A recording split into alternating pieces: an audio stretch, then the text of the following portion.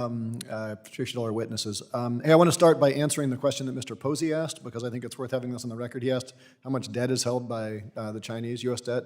The answer is just over $1 trillion. Interestingly enough, that's actually down from the peak in 2011. It was $1.3 trillion, is now down to $1 trillion.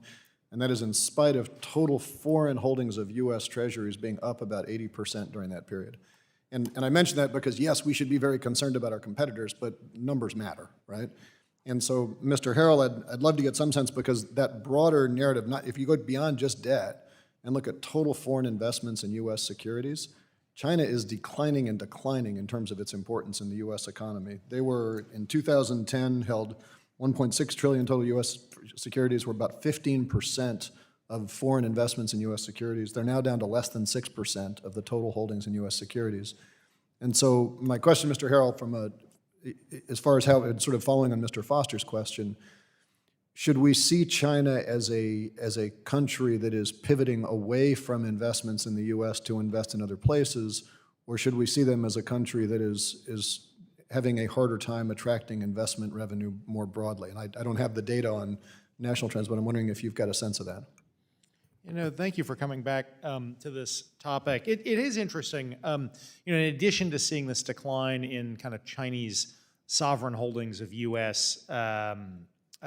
Debt, we have over the last couple of years generally seen a decline in Chinese private investment in the U.S., driven in part by the 2018 FIRMA law toughening up standards for Chinese investment in the U.S.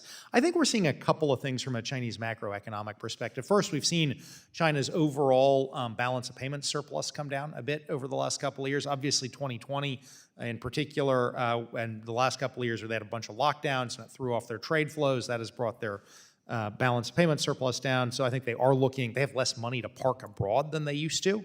I think they have been trying to park more of it outside the U.S. for two reasons. First, they do see it, as we see with BRI and things like that, as a way of trying to build their own friendships and alliances away from the U.S. with developing countries. So I think they are looking to put it elsewhere. And then I think they do look at the risk of confrontation with the U.S. and wonder if they are overexposed from their perspective to U.S. securities. We saw Russia essentially exit the U.S. dollar as a reserve currency back in 2018. Essentially got out of it. China can't, for various reasons, and I don't think wants to take that extreme a step, but I do think they are looking from their kind of sovereign holdings to diversify their holdings and not be, from their perspective, overexposed. Yeah, I've got two more questions, and I apologize if I cut you off on the first one because I want to be quick, but we've seen China invest in things like buildings that don't get occupied, Evergrande that they have to bail out, and there's political reasons to invest in that, but obviously long-term is not healthy in terms of their domestic investments.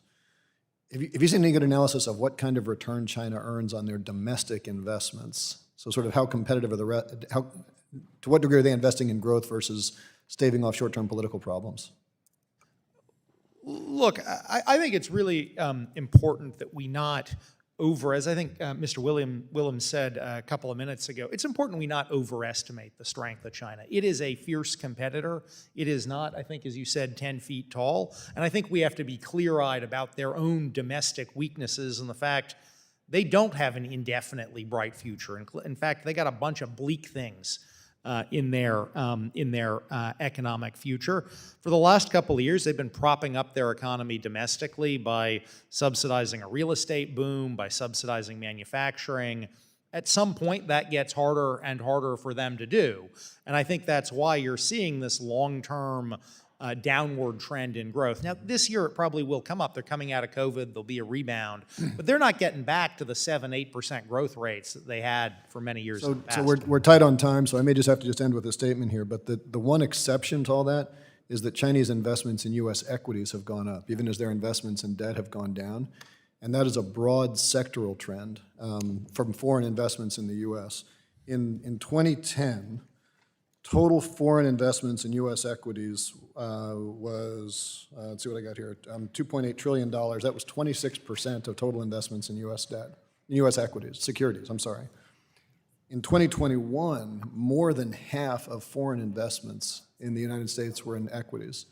And I mention that because if if your goal as a member of Congress was to transfer wealth from U.S. taxpayers to foreigners, 10 years ago, the way to do that was to raise interest rates. Gentleman's time has expired. Today, the way to do that is to cut corporate tax rates. Yield back.